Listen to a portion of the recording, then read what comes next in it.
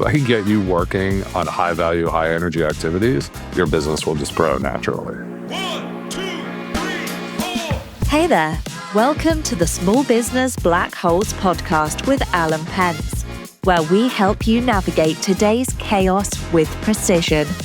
Your host, Alan Pence, has 25 years of experience working in business and government, and he knows how the old rules have fallen apart.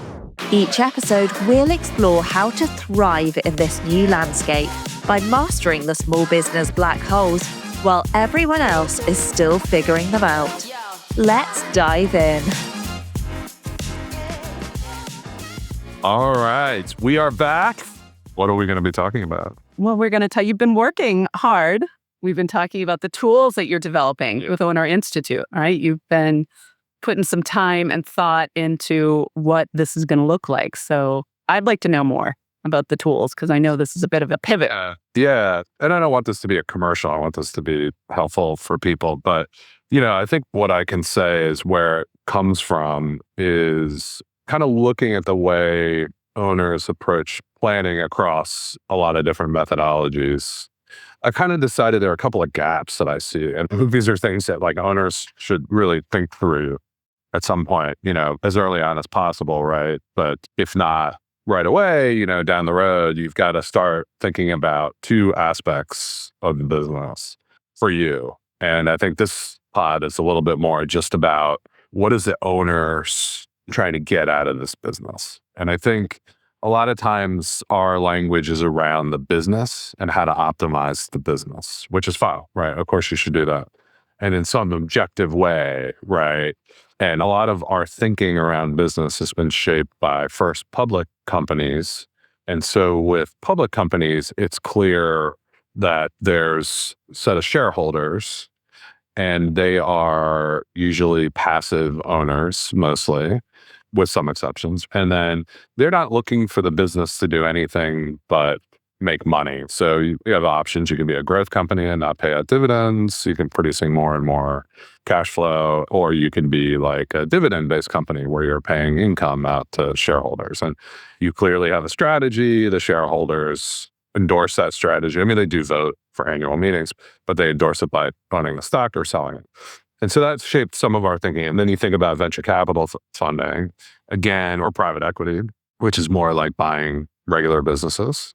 And in both cases, they're working for a set of investors who are passive owners. So usually institutional funds like teachers, unions, and pension funds and sovereign wealth funds and things like that. So again, they're not really interested in the business doing anything but supporting their long-term passive funding goals, which is securing a return for the endowment, paying out money to different people, whatever that goal is. So again, I think most of our business literature has been shaped around optimizing the business in order to pay essentially passive shareholders.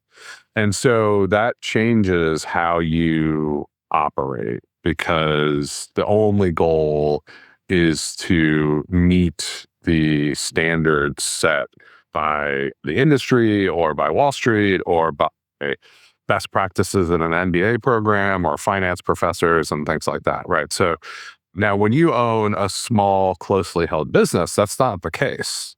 100%. Now, of course, you want to optimize your business. You want to use best practices because they've been proven to build returns for shareholders. And you're the shareholder or a shareholder, a major one, and you want that. So, of course, you're using best practices from industry.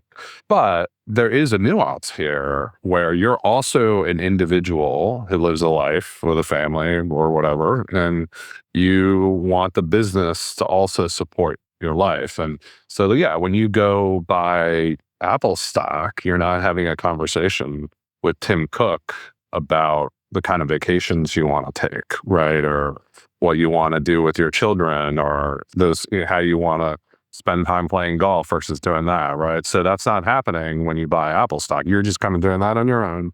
And then you invest in things to support that. And so I think we at Owner Institute are really trying to think through, what is it that makes owning a small, closely held kind of regular business. And, this applies to venture too. Like, I do think that a venture CEO needs to probably spend a little more time thinking about his or her own goals rather than just the investor's goals all the time, right? And it's certainly stay focused on them. I'm not telling you they don't matter, but you got to think about your own life too and like what you're doing this for, because you can get sucked into this machine of marketing from VCs telling you got to do this and that and the other thing that all serves them but doesn't serve you. So I think definitely venture capitalists and founders should be thinking through these issues as well. The other aspect of this is a lot of venture capital CEOs, founders well, it's not true, but the reputational thing is that they're younger. And so I think when you're 25 starting a company, you just want to make some money and like be cool and do great stuff and learn, right? Which is totally the way it should be. And I'm not saying you should be some different kind of person, but like when you're 50, you have other goals in your life that you've got to pay attention to. You probably have other relationships you have to pay attention to. You've only got so many years left. So you've got a much more defined universe of what you're looking at, right? So we've been looking at a couple of things at Owners Institute. The first is we're implementing a personal vision element of the offering. So yeah, we go through business strategy and finance and sales and all those operations and people, team, all those key business factors. Those are universal, but we want you to also think through your personal vision. And that's harder for a lot of founders and owners because they spend so much time on the business cycling through trying to go, I need more sales. I need to do this. I need to hire that person. They never stop and think like, what is this all for? And in some cases, we are impetuous, a quick start, in the words of Colby people. And so we kind of get into business maybe for reasons that are subconscious, or like we have an authority problem, which might be a problem for me, right? And so like basically I got into business I told that story. I got into business because I wanted to get the phone I wanted because I had a crappy phone in my last real job. And these were not well thought out plans when I started my business. It was just sort of like, I knew I wanted to do it. I had an instinct. I just did it. And it took me years to kind of like figure out, what is this business for? So, you have options, right? And it's like, hey, I can run this business to be hyper scale growth while I'm raising 2-3 kids and have a wife that works or doesn't work. Or if you're a woman, have a husband, or if you're whoever it is, no judgment here. So you can do that, but you're paying a price in your personal life. Now, I sort of unconsciously chose to not work quite as hard in the business when I was a little younger and my kids were younger, right? And so we didn't grow as fast. I didn't learn as quickly. And so there were some years where we were stuck, where part of it was like my lack of knowledge, but also was like I was making a default choice. I don't think I was really front and center in mind that like I was going to be home and spend time with my kids and the family during that period. And now, and then as the kids got a little older, there was more time. My wife needed less support at home. And so there was more time to focus on the business. Now, part of our system is like, as the business grows, we're trying to bring down the commitment of the owner and time. But it is true that like, look, if I wanted my business that I was running to be 100, 200, $300 million, I would have had to been working 60 plus hours a week all the time. And I'd have to be out there figuring out what companies to buy, talking to the right investors, talking to these people, talking to and I chose not to do that. I don't want to do that. So one vision could be like, I want to own a really big freaking company and I want it to go to the moon. And I'm willing to do what I need to do. And part of the personal vision thing is helping you understand, as I said last week, on the soul, trade-offs, right? There are no solutions. There are only trade-offs. So part of what I'm telling those people, part of the personal vision aspect is to understand what trade-off you're making when you choose X or Y or Z path. And there are all sorts of paths, right? So your personal vision can be like, I want to grow this thing and sell it within 5 years, whatever. Okay, that leads to a series of then business strategy decisions, okay? Because I want to sell it because I want to go live in Monaco with my girlfriend and then I'll have kids and figure stuff out. Or there are a lot of owners who have a personal vision that is like, hey, look, I want to have a really good place to work I want to make good money that I can take home. I'm building wealth on the side, but I want a reasonable growth path. And I want, that maybe 20 years down the road, I'll sell my company, but I'm not looking at doing that now. I want it to support a lifestyle where I can play golf on Fridays. I can take vacations in this way, right?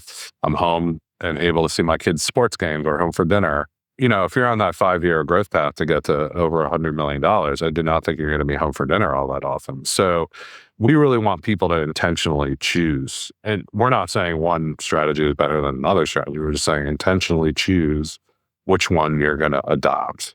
And so we have some exercise. I've been working on these exercises. I'm in YPO, and I did a forum this week where we did a visualization exercise where you thought about your older self at if you're 50, 30 years down the road. If you're 20, you got 50 years down the road. And we actually gave a name to the person as a separate kind of identity of me at 80. And then my name was Chico, by the way, when I was 80. So Cheetah? And I played dominoes all day. Chico. Oh, Chico. Chico, yeah. I was in Miami, so I think I was kind of swept away in the Cuban, Venezuelan, Latin thing vibe going on. So, so that's a way. And the question was what advice would that person give to you today from this longer perspective, right? So they're probably not going to be as worried about the day to day. They're probably not going to be as worried about the bad decisions she made. They're probably just hey, go live your life. It's going to work out. Go take the chances, do what you think you're going to do. That's probably what your older self's going to tell you, right? So that's a really helpful thing to set up personal vision. And then, and I think there are different kinds of people out there, right? So some people are very visual. There's some people are need to talk like me. There's some people that are kinesthetic, right? They need to move around. Some people need to draw, So I think we're building exercises for every type of owner and how they process and think about the future.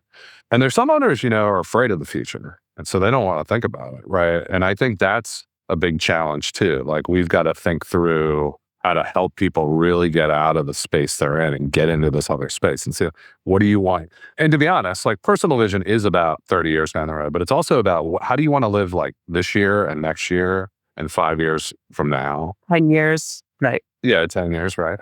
So obviously that's not going to stay static forever. Your personal vision is going to change. So we're recommending that almost every year before you go into an annual business planning session, you revisit the personal vision. Because really what needs to happen, and I think the most sophisticated companies that I've seen that are closely held by an owner or a couple of owners, they have that personal vision and then they do the business strategy. So the business strategy is there to support the vision of the owners. It is not there just to optimize whatever type of business they're in. And I think that's a key differentiation that Owner Institute's really going to focus on. And so we're going to be putting out a bunch of tools you can use yourself, think through, and help you kind of do that long-term visioning. But also, I don't want it to be all long-term because you live now and you can get hit by a truck. So don't push everything off till you're Chico, right? Chico's ability to travel is going to be limited, Chico's mostly interested in playing dominoes and drinking his Metamucil. So, I think part of it is going to be how is this business operating in your life right now? How does that serve you? How does it not serve you? How do we start with a personal vision and then shape the business from there? A question, Alan. What if somebody's vision isn't changing? Is that a sign would that say something to you or to the business owner themselves? How would this help them? I would say if they're doing the exercises and thinking through how they want to live now, 5 years, 30, their older self, and they don't find it changing year to year, then I think you're great, right? I mean, maybe you have a lack of imagination. I don't know, but that's your right. If you have a lack of imagination, then imagining things doesn't help you, right? So yeah, no, I think that's fine. I think that probably shows most likely the person dialed in on what they want and they figured out how to get a personal vision without doing our exercises, right? And that's great. Love it. I probably want to ask them, how did you develop that so I can help other people do it, right? Right. Yeah. And so that's one of the key tools. And then the other one that I've been working on that I found with a couple of people early on is kind of a 2x2 matrix. Like I'm a classic consultant. Everything's a 2x2. So I really like to look at not just the vision, but like what the owner gets energy from, right? So there are things in your business that like drain energy, and there are things that give energy, right? And so tasks and things, activities in the business. Energy vampires versus the things that are going to move them forward. That's right. So I kind of do a 2x2 where it's like things that drain energy and things that give energy for the owner, specific to that person. And then I like to look at it by two different other factors, right? So one is like, how time consuming are these activities? And so obviously that goal is to get rid of the very time consuming, energy draining stuff. That's the first things we want to outsource, right? That's the obvious, right? Right. Exactly. And then there's, like obviously you want to spend more time on the high energy stuff. But then the other thing is I like to then take out time and put in high and low value for the business, right? So you want to be in the high value, high energy category. That most likely is the thing that drives the growth of the business. And so we need to identify what those activities are. And that's what we need to focus on. Your personal plan within your role within the business needs to be focused on how do we do more high value, high energy activities. We have to cover high value, low energy draining activities. That's where we're probably going to have to spend the most money because it's high value. You got to get it done. You got to get it done right. And you don't want to do it. It's sucking from you. So now we got to go pay some money to plug that hole. And then there's the low value stuff we don't care as much about. We're going to give that to like an admin or a virtual assistant or whatever, depending on the activity, what we can do. Go get like outsourced CPA or bookkeepers or something if it's accounting, right? But that's more commodified. It's not that important. But the key decisions are like somewhat time, but I really think the value thing is the money exercise. It's like, if I can get you, I almost can guarantee, if I can get you working on high value, high energy activities, your business will just grow naturally, right?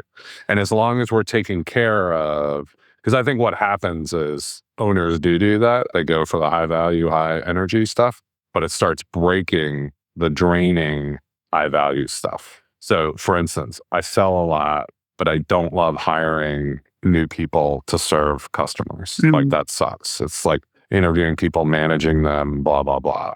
I don't like that, right? So that might be a dichotomy. Right. Obviously, the more you sell, the more you're stressing the system. So it's really high value to hire the right people and have them serve customers in the correct way, right? So maybe that's where you're going to go need to like, if you're going to spend a lot of time, high value, high energy, that high energy has, energy creates energy, right? So you're like creating more and more. It's like a very positive feedback loop, which usually gets broken by the low energy suck, high value stuff, right? So let's go now talk about your plan to hire high-end recruiter or a high-end operations manager who can oversee your customer service, satisfaction, operations process, right? So those are kind of like the two things that I've been playing with that I really think are going to distinguish us from others. Like this focus on making sure the business is aligned to the vision of the owner, not the other way around. And making sure the owner is in the most positive role possible and understanding the implications of that to help other parts of the business keep up. So my goal is like, if you're an awesome salesperson, I do not want to make you a better customer service rep, right? I want to make you a better salesperson and then figure out how to cover the other stuff, right? So play, strength to strength rather than try to strengthen a weakness. Yeah, so those are a couple of new things that I've been thinking about. I think, really helpful. I think any owner can spend an hour thinking about what they're really trying to get out of this business and is it serving them on that path? Yeah, absolutely. And when you think back, Alan, like with your business experience, like can you think back what having a tool like this would have done? Like, do you remember what your energy vampires were, but what also gave you high energy, what high value was? Yeah, to be honest, Tonya, I think I might have exited my company much earlier if I had done this. Because I think what really I've been learning too, like just in this experience with doing Owners Institute, I really love building the framework of a business. So like for me, this is all about, hey, I went and learned a bunch of stuff about business, small business, operating small businesses. I spent years going to education, all sorts of stuff in EO, Entrepreneurs Organization, Young Presidents Organization. Yeah. I've been to like different entrepreneurial boot camp. I've been to all these things, right? And I'm like a sponge, and I've read all these books, and I've watched hours of YouTube and listened to podcasts, right? Right. And a lot of it isn't all that valuable. It's kind of retread stuff. But every once in a while, you get this nugget. You're like, oh my God, that's part of it, right? All right, let me put that in the chest. You can write that down. And so like, I love taking all that stuff and turning it into a system. And now what we're trying to do is turn it into software. There's going to be services with it, but like really having like a software tool. This is why, like, if you listened last week, I talk about wasting your money on building software. I'm about to try to do that again, but hopefully with a little more knowledge and some other, this is the good part about joining communities like Owner Institute will be, is like, I'm talking to my friends who have built SaaS businesses. I'm going to try to put them on my board. I'm going to have a lot more people who have done the kind of work. So like, I'm looking for the SaaS guy and gal who's the me of SaaS, right? I'm the me of like building regular mainstream businesses. And I want the SaaS person to tell me how to do that. How do I get all your lessons, right? So I don't do a bunch of stupid stuff. Right. So for me, this whole thing of like learning, turning it into a system and launching that and then optimizing it as I have people use it, that is like the most exciting thing. It gets my brain power, like high energy, high value. I'm right in that zone,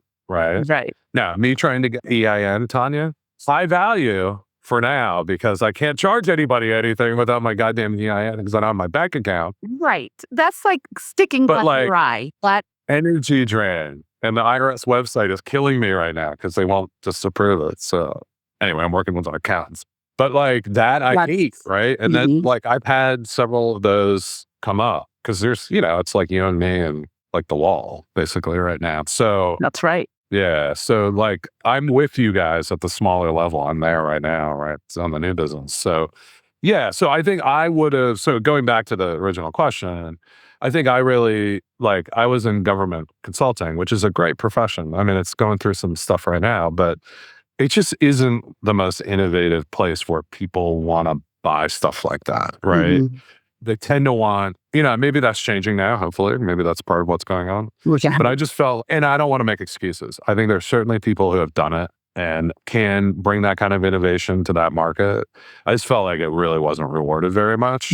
And so like you have to kind of grow your company in a way that the industry standard has it.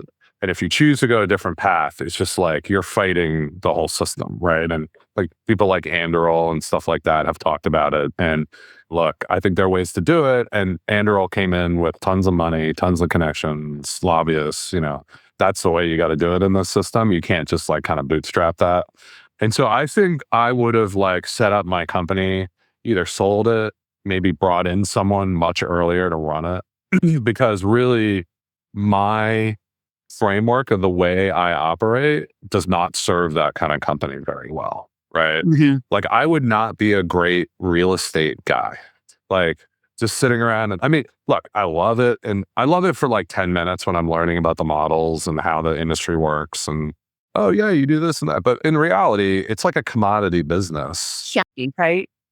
Right. It's like, that's not where my brain power goes. Other people are great at that stuff. Right. So I think it's a great question. And I think personally, it would have changed the trajectory of my career. Definitely. And look, I could have gotten there 10 years earlier. So that's kind of a tragedy, and it's like, I mean, not, look, I've done great. As I said earlier, like I had a business, I was able to raise my family. I had awesome kids and great wife and like I live in a great community. And so don't cry any tears for me. But I think I could have realized 10 years earlier that like, hey, look, this is not really a good match for you. And you need to start figuring out how to structure the company. Now, I couldn't have just walked out the door. This is part of Owner Institute.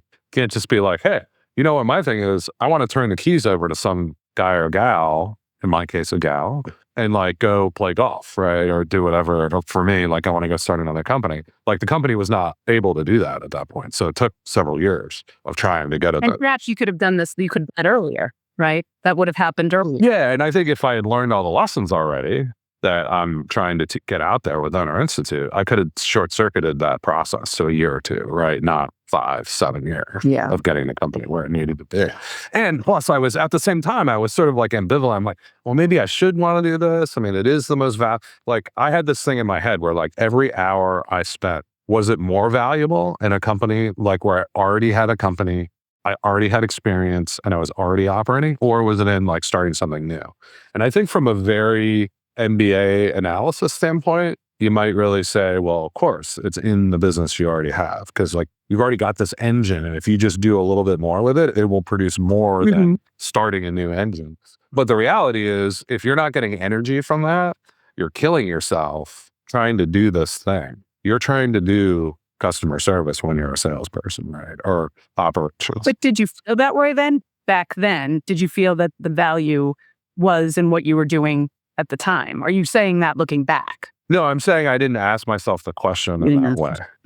I only looked at it from like an MBA standpoint, which is like, what is the optimal financial decision right now? You know, nor did I have a vision in my head of how a business could be independent. I think to me at that point, it was like, either I have to sell this and I don't think it's in the right place to be sold, or I have to just try harder and put my nose to the grindstone. I thought those were the only two choices. And so I think the really cool thing about what I'm trying to do now is tell people, hey, look, there are a lot more choices. Like, I'm not giving you some panacea that you're going to walk out the door and do whatever you want the next day. But like, I'm giving you a path that if you do the work, you will get to the vision you want. But the first step is knowing what vision you want and working toward it. And also understanding that, look, we're not inventing a completely new way to run businesses here, right? The path we're taking will make the business, will optimize the business and make it more valuable. So even if your vision changes over time, business is still going to serve it. We're just giving you more optionality in the future. We're making your business more valuable. And by reducing the level of dependence on you, we're making it more valuable, sometimes 50% more, 20 to 50% more, or even more. And we're giving you optionality that we're now turning it into a system with all these attributes to it. So now it's easier to bring other people in to run it for you. So you can spend less time on it. You can bring in a professional management team. You can sell it, sell part of it, whatever. Then now you have options. Whereas when it's all dependent on you, you know. And having this all in one place, right? Bringing this all together in one place. Right. So for me, it was like hunting and pecking, and like you find one aspect of it, but it's not fully. I mean, I think one thing about me is like I talk about Colby, which is a personality test. Like I've taken a bunch of them. I like Colby right now. I'll probably like another one next month from now. But they have this thing about like the two things I score really high on are quick start. So I do things very quickly, but I'm a really high fact finder. So like for me, I want to go do the research and figure out what's the best way to do something. And then I go do it really quickly. So that's what I'm trying to do here is I'm like, I just started this company. I'm making it happen. But it's after this long period of time where I've thought through what is the art and science of growing a closely held business in the United States, right? Or anywhere, to be honest, but I live in the United States, in the modern world. So, and I think I've put probably more brain power into the system of that than most people have, right? Because I'm a high fact finder. I need to crack the code. And that's what Owner Institute is. And like, I think we've cracked large parts of the code. I mean, it'll never be 100% cracked, and the code will keep changing. So we need to keep updating how we look at it. But that's sort of the mission. Yeah, I think it's great and it's exciting. Yeah. So I think that's good for this week, right? Like we're trying to keep it a little shorter. Seems like people can listen through it. If you have any feedback, leave some comments on YouTube. Smash that like button. Come visit Owner Institute. I have a newsletter there if you aren't signed up at ownerinstitute.com. I write every week about some aspect of this, and we're really trying to build this into a community that helps support, you know, people like you own and run businesses out there. So excellent. Well, until next week. All right. Enjoy. You too. Talk soon. You've been listening to the Small Business Black Holes podcast with Alan Pence. For more insights on mastering the new game, follow @apent, that's APENTZ on X, and make sure to subscribe to the podcast so you don't miss a single episode. Thanks for tuning in, and remember, in today's world, you don't follow the rules, you write them.